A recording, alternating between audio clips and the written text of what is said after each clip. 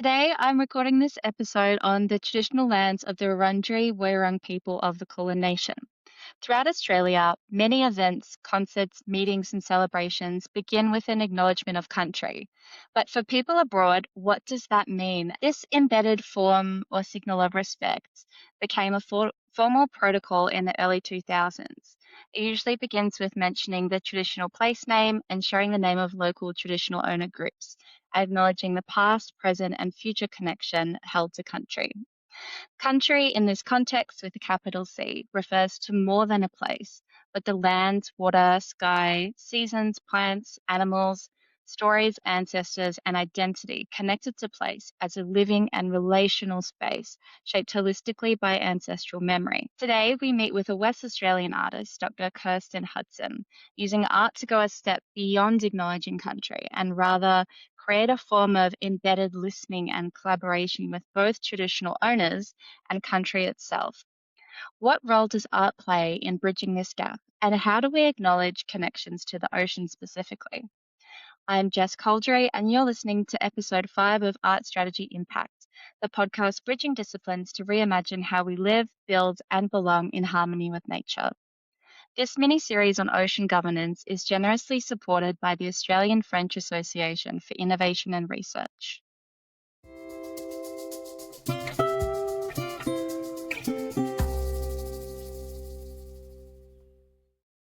Dr. Kirsten Hudson is a transdisciplinary artist scholar based in Western Australia on Whadjuk Noongar Budja. The Nunja people have cared for a vast corner of Australia for thousands of years, stretching across the southwest corner of the continent and interfacing with both the Indian Ocean and the Southern Ocean. Kirsten creates films, performances, and sculptural artworks that explore the boundaries of what is and isn't human. With a PhD in fine art and as a lecturer at Curtin University, she often collaborates across disciplines from Western scientists to Indigenous knowledge holders to inspire new ways of understanding the world. In this episode, we dive into Kirsten's recent ocean art project to take a step beyond the known and into the felt knowledge of and wisdom originating from the sea. So, Kirsten, you have such a fascinating background and perspective on the world. I know you're both a researcher, a lecturer, and an artist, and your work really does span across a lot of different disciplines. To start, I'd love to know, how did your career journey lead you to start focusing on the ocean through your artistic practice? Hi, Jess. Thanks for having me. It's a really good question. I was actually only really thinking about it not that long ago around this kind of interesting pathway of practice. I think I've always been really interested in lived experience and um, embodied knowledge. So that's I've kind of held that practice as an artist for decades. And so it's did, I guess, when you're interested in embodied practice, sometimes the easiest place to start is your own. So for my own practice, it was kind of for quite a long time. I was a single mother.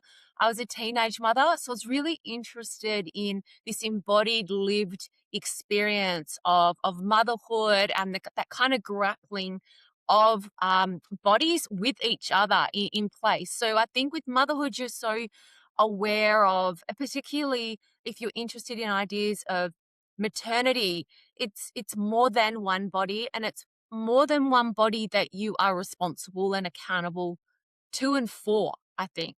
So I kind of, that was my practice in my late teens and into my 20s. And then I was really lucky in the early 2000s to start working with these amazing art science researchers at Symbiotica, which was the first art science laboratory in the world. They were based out of the University of Western Australia, and I was really lucky to be invited into their life, and invited into their world, and start to really listen to this more than human, other than human ways of thinking about our world. So I started being introduced to people like Donna Haraway and Karen Barrage and Rosie Braidotti, who I'd already come across through this feminist lens. So I started putting a couple of pieces together. I was like, hold on a minute.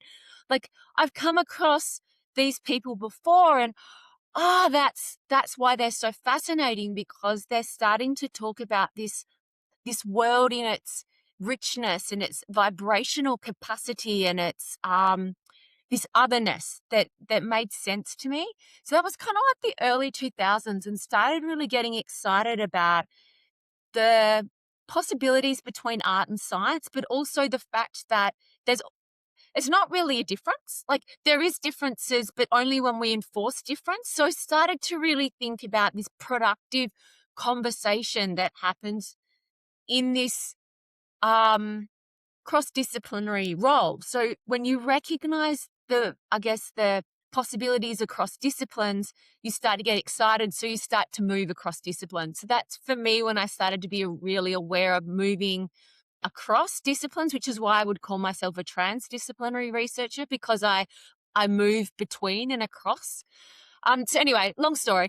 But what happened was, through kind of working with these incredible people and being introduced to these incredible researchers and artists from all over the world, there was a point where I started thinking, hold on a minute, this is not new knowledge. This is ancient knowledge. And it came through a woman called, or I read a book by a woman called Linda, I think it's Tahiwahi Smith.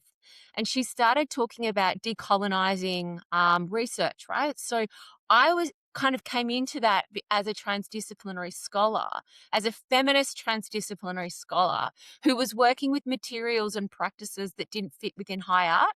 So I was actually interested in it through that lens, because I'd been introduced to ideas around third space and Edward Said and Homi Bhabha. So had been kind of interested in all these kind of interesting people, but hadn't really put two and two together and went, hold on a minute, what I'm dealing with here is ancient Indigenous knowledge systems.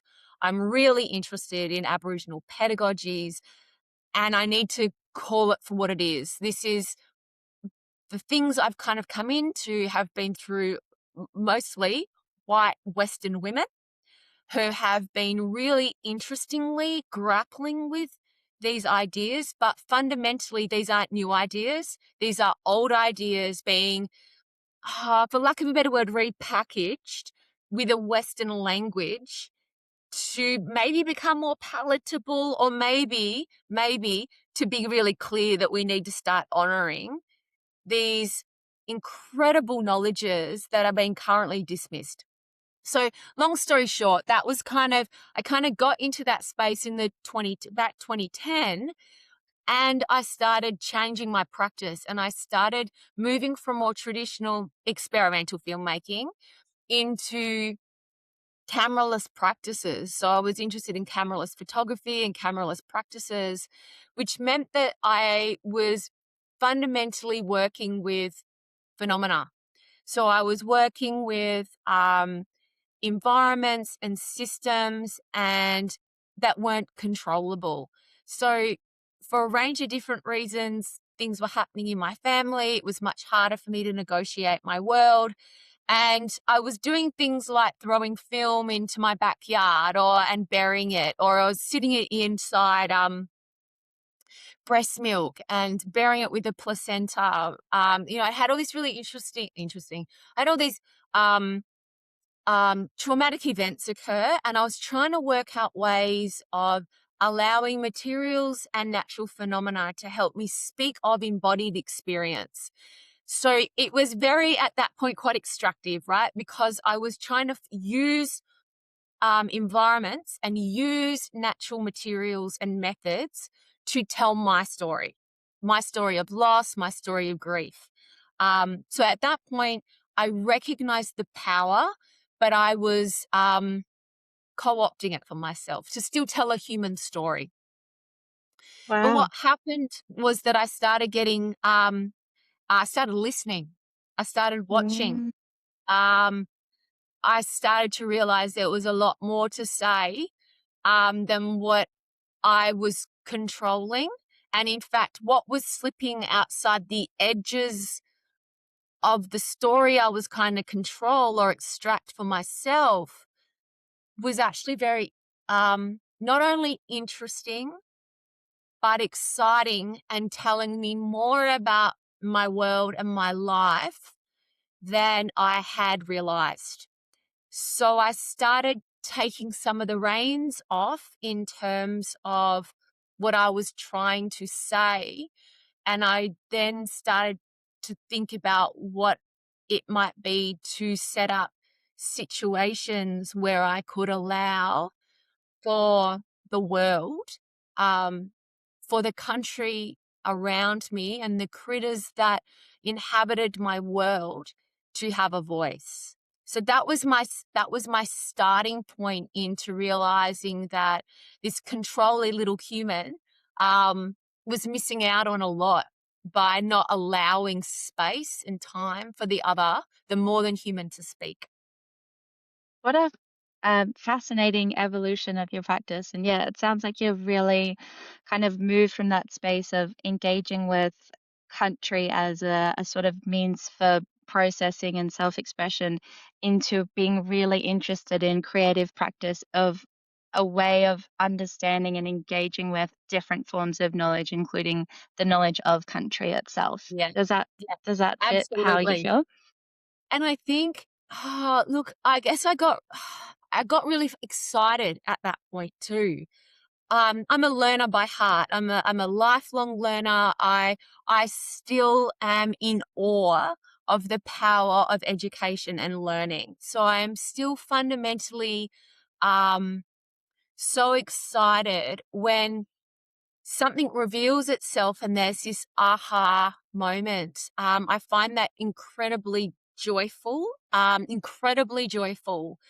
And so all of a sudden, things that had been said to me or I had read and I had understood conceptually, like being this idea of listening to country and the idea of learning from country, all of a sudden what I was discovering was that there were this revelation of knowledge, this sharing of knowledge with me from my environment. Simply because I took the time to watch and listen, and that I could not get that or learn that through any other means. And I think that was the mind-blowing bit. I'm a researcher. I know, I know how to research, and I think I I had always believed that if you really want to learn something, all you have to do is look, right? So, and to an extent, there's a truth to that, right? You can Google, you can read books, you can talk to people, but there was something that I realized through this process. This really, it was through a cameraless um, filmmaking process. Was that you can't rush this knowledge, you can't force this knowledge. It is a gift, and it will only reveal itself through a process. You can't skip a process. You kind of have to develop the patience of waiting, and sometimes it's not going to be given up to you because you're not ready. You can't see it. You'll miss it. Um, and there was something so humbling about realizing I might want something. This lovely, white privileged lady that I am, I might want to find out something, but the only way I can learn it is through sitting in place throughout a whole season, throughout a whole year. Um, and I have to be absolutely watching. And if I'm not, I miss it. And that's no one's problem but my own, right? So, and I can't get that back except wait a whole nother year, right? So I don't know. There was something so exciting about another way of learning, but the humbleness of allowing to be taught, to allowing oneself the place and the space of being open to listen in order that one can learn. So there was something I'm still grappling with that, but I think I'm excited. I'm really excited by that because I think that's open to anyone. Wow, amazing. And it sounds like your creative work is just such a pivotal way of like engaging with those knowledge systems and giving you that space and intent around listening that's grown into a much bigger thing for you, which is just fascinating. And I know you live and work by the Indian Ocean. It's a region with a very rich coastal environment. And I'd love to hear a little bit about what the ocean means to you personally. Yeah, that's a thanks, Jess. Look, I've never lived further than 2 kilometers from the Derbil Yarragon Swan River. Um, I grew up in a very working class family. Um, and the river was just, it was absolutely embedded into our world. So we were always by the river. My dad builds boats, he's panel beater, so I'm the daughter of a sailor. Um, the only way we ever got boats was if my dad built them for us, or renoed ones that people were throwing out, or had lying on, like, to go to the tip. So we kind of got this privilege of this sport that would never have been open to us because of my dad's hard work and my dad's like natural ability to make things and to fix things, but also the privilege of living so close to the river, right? So I spent way more of my time by the river. The river for me is deep family. It's the place I return to time and time again. I feel more at home by the river than I do with people. The river is kin.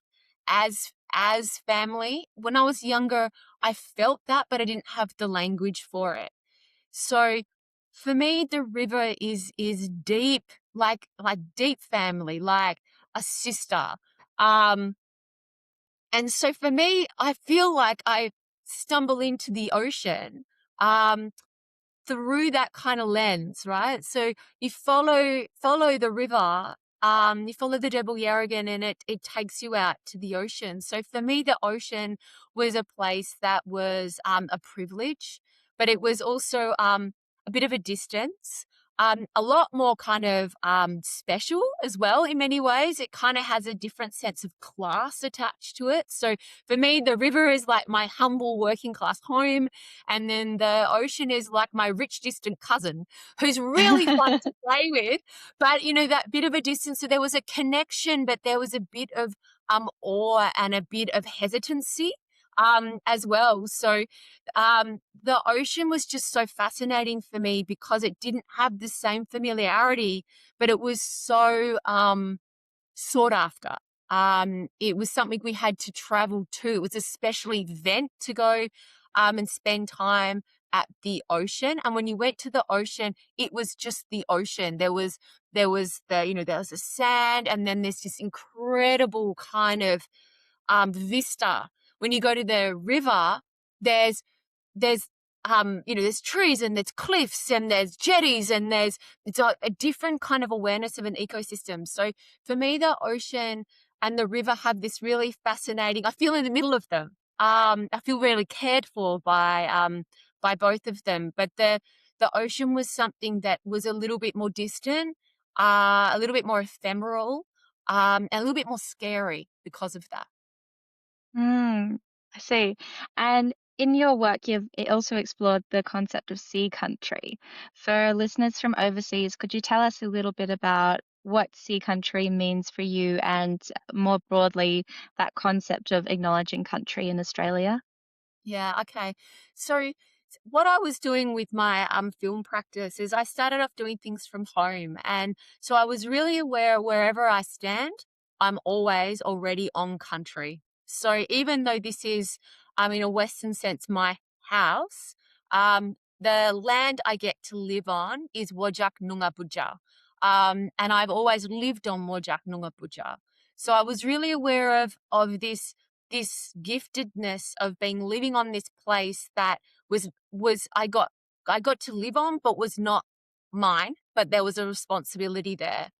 And then I moved on to doing another work that I was working with the river that was called Lullaby, and that was an acknowledgement of river country. And I was kind of, again, trying to work out ways of capturing this the heartfeltness of the river. And then I started working in the ocean as part of a residency that I was doing with the CSIRO and a whole lot of marine Indian Ocean marine researchers. Some of them were interested in modeling, climate change modeling. Some were interested in eDNA to do with seagrass and a whole lot of other kinds of animal research around the health of the oceans. And there was another researcher who was interested in the human emotional connection to the ocean and starting to think about what it was that we need to see to connect with the non-human.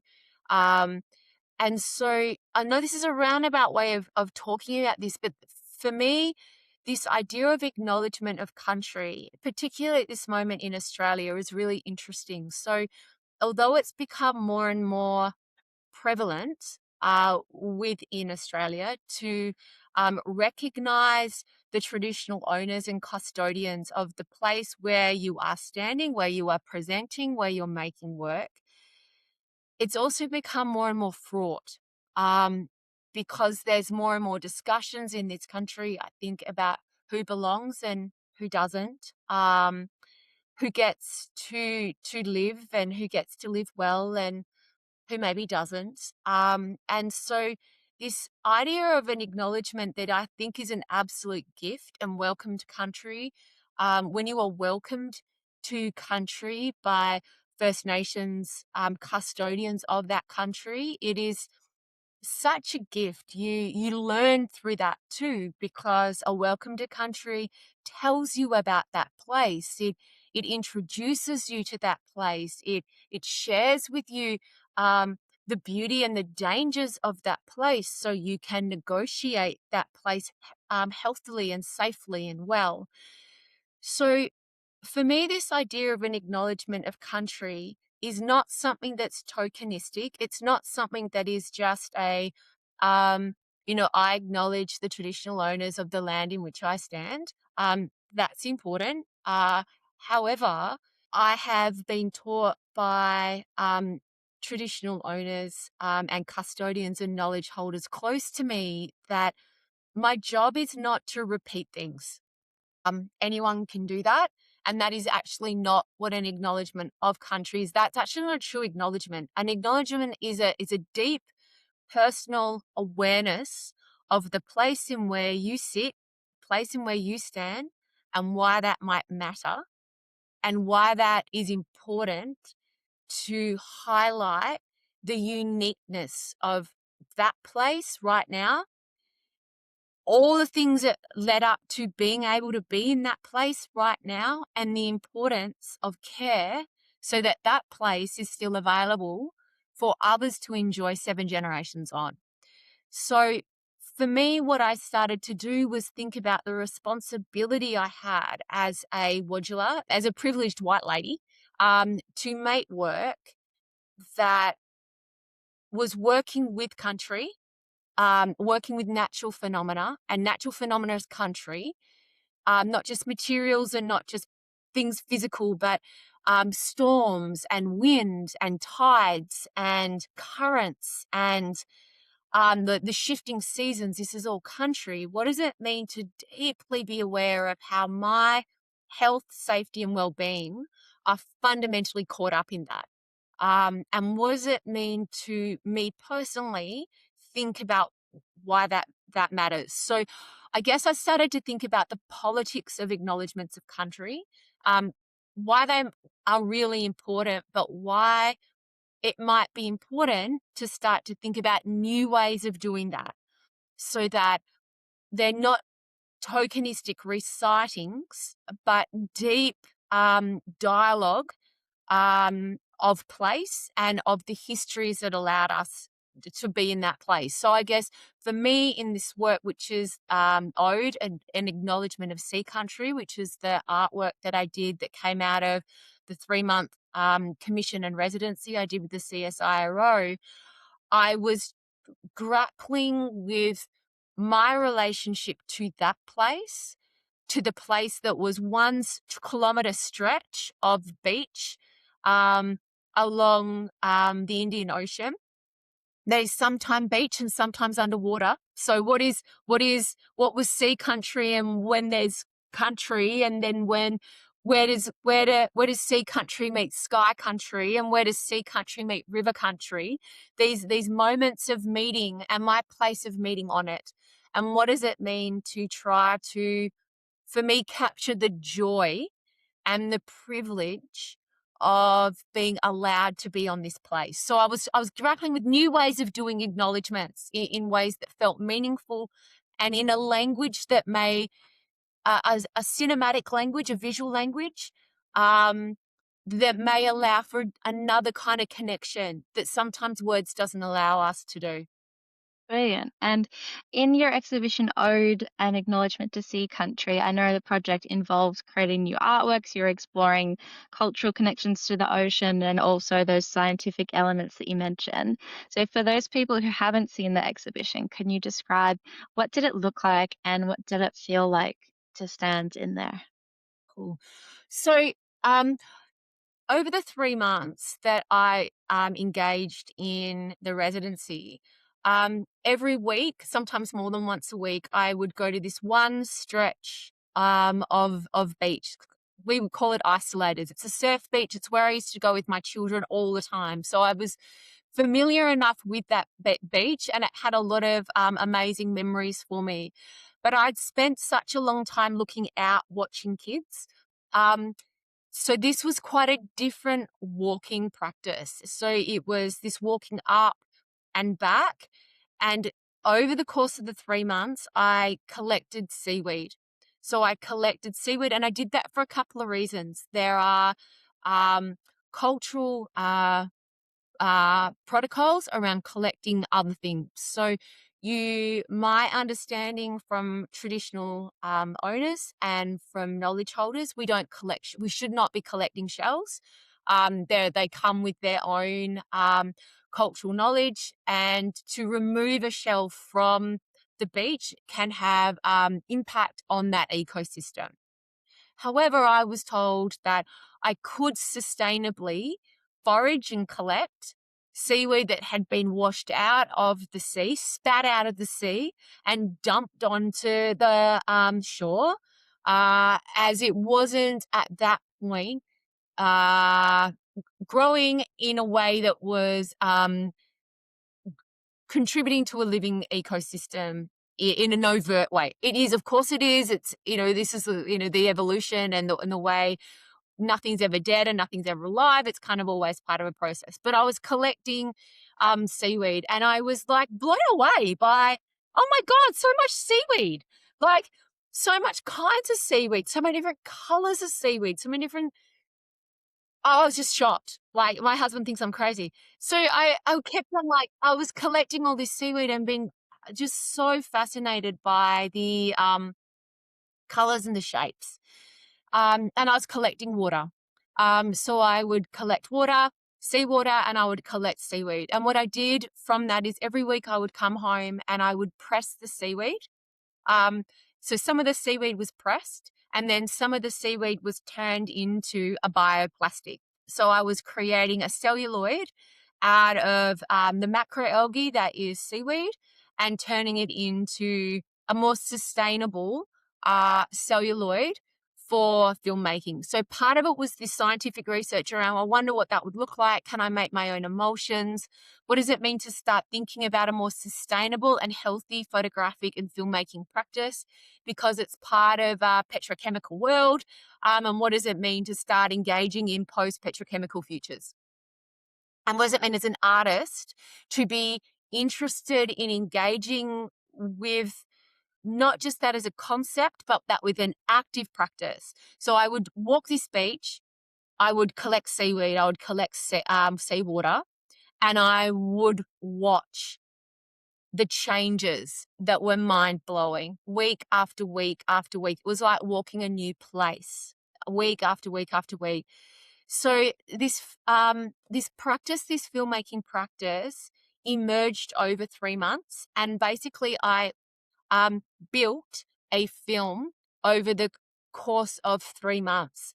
And as I was building this film through um, making my own celluloid and making my own colored emulsions that were photo sensitive, because seaweed is photosensitive by its very nature. So I was playing around with what's called a cameraless process called an anthotype. So I was adapting these historical proto-photographic practices using seaweed, both in its image making, but also in its celluloidal creation. So I was kind of testing things and building this film, which basically turned out to be like an animation. So I would get I hacked or made myself a DIY optical printer, which allowed me to zoom really closely in, because that's the nature of film. It focuses and enlarges at scale, something that's, 16 millimeter, 8 millimeter, 35 millimeter, right? That's just the nature of light and projection. So I was playing around with this. And what I realized was, when it came to start thinking about, well, how am I going to show this as an exhibition? What I realized was I'd had this practice, this embodied material practice of filmmaking for a very long time. But most of the time, all that people saw was the final digitized version of the film. And I was interested this time in having more of a immersive, deconstructed experience of the filmmaking process, because through the filmmaking process, I believed an audience could have insight into my process and hopefully my extreme fascination, care, and love of the place that I was walking. So I was trying to work out new ways of inviting people in to the world that I was living in that allowed me to produce a film. So in the end, I basically broke down, or I allowed for all these components that made up my film to be visible. They're usually hidden, but or put to the side, because that's post to prior to the work. So there was long strips of the celluloid as I was experimenting with, how do I create macroalgae celluloid? How do I do that, and how do I do that with emulsions? So then there was all my tests of all the seaweed photosensitive emulsions. How do I put that in the sun? How do I create images? How does the light change that? So there was a whole lot of works on the wall that were my tests for photoreactivity, on photosensitivity, and a color palette that starts to play with what happens when you change the alkalinity, what happens when the pH changes, because this is what's happening to the ocean. What happens when something is contaminated? How do we see that? How did the film capture it? But how do we become present with that contamination? So there was pressed seaweed, there was all these visual tests, but through those tests, you got maybe a fragment of a conversation of the experience that I was having week by week by week with the ocean. So I would say, what in the end, it was an immersive, deconstructed film that looks like an installation, with the Oh, film also running, and sound, because the other thing I did was I have a biosonification device that I could connect to seaweed, and then I could reroute that into a synthesizer, and the electrical signals of the alive seaweed can play the synth.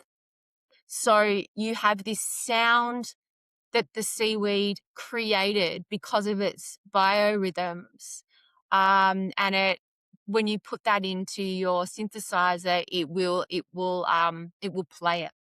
So you had sound, you had moving image, you had a whole lot of material play.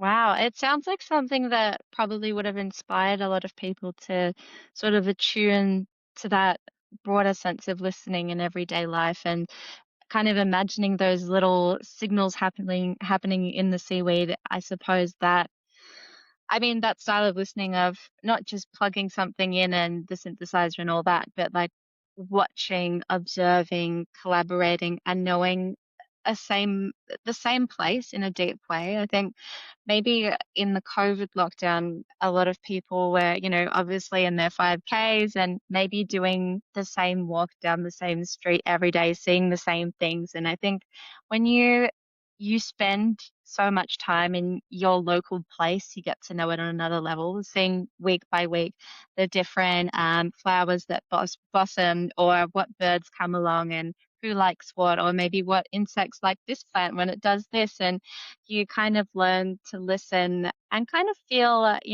is a local ecosystem happy? Is it stressed? And you kind of over time can develop that attunement Yes. to the local environment, but it's not something that we naturally or perhaps intentionally choose to acknowledge in a personal sense. Yeah, I think so. And I think that for me, the joy of this is I'm using this language that's very Western, right? Because I'm still trying to work out ways of capturing this, but it's so simple, yet it is so rich, and so joyful. And I think that that sense of being alive and sense of not being alone and sense of belonging and a sense of being needed. I've had interesting conversations over a while with people who use the word resilience, and they use the word resilience often in a way, oh, it's meant to be a strength-based language, but often it's not, right? So people talk about the importance of building resilience. So when you're talking about that, the assumption is it's not already there.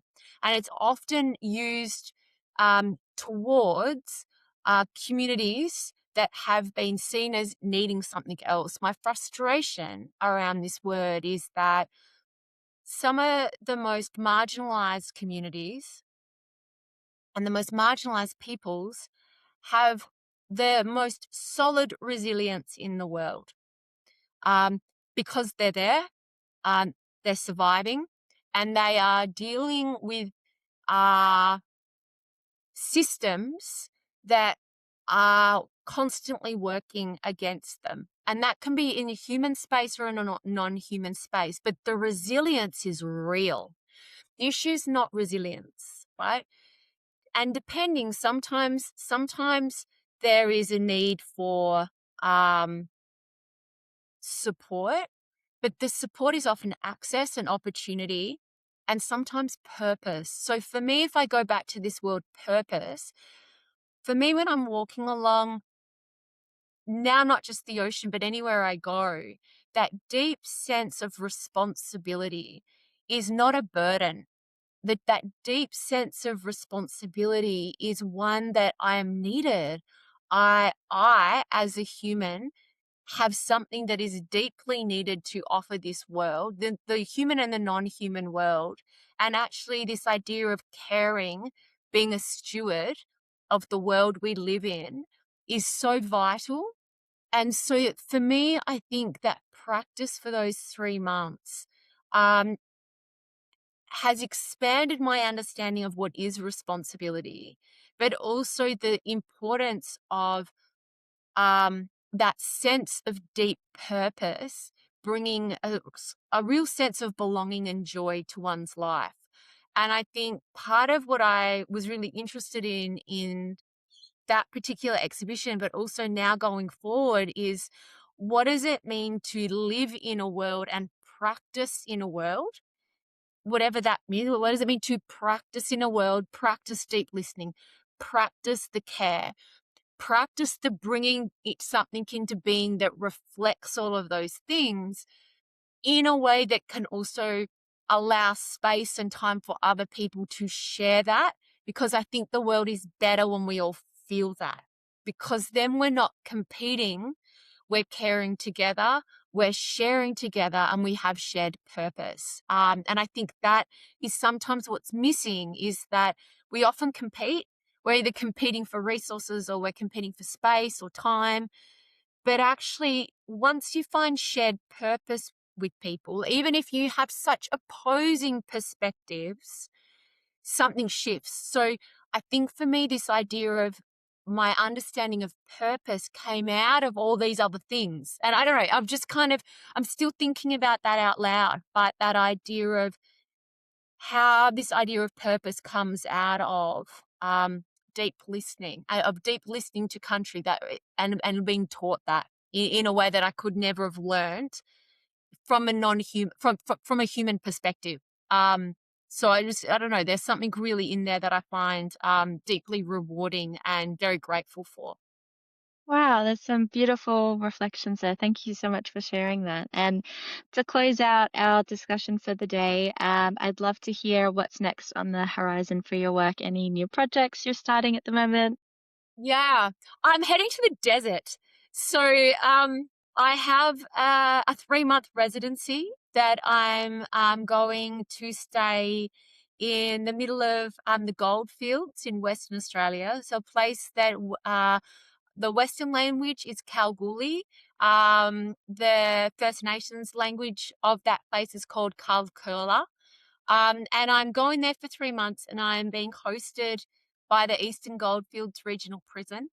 And I'm doing a science meets art, cameraless photography and filmmaking workshops in the prison for 3 months, and also in community, to learn with people, but to learn from the desert, to learn from desert country. Yeah. Wow, So I'm I can't wait to see excited. that. Yeah, so from the ocean to the desert. Yeah. I love that. I love how you're making space to get to know all different types of country and what they mean and what they're saying as kind of different people or different entities. That's amazing. Well, thank you so much for jumping on the podcast and sharing about your work. I think it's going to give a lot of people an insight into both Australia's culture, but also different ways of looking at and understanding both the ocean and nature more broadly. So, thank you so much for sharing about your practice. Thank you, Jess. Thanks for having me.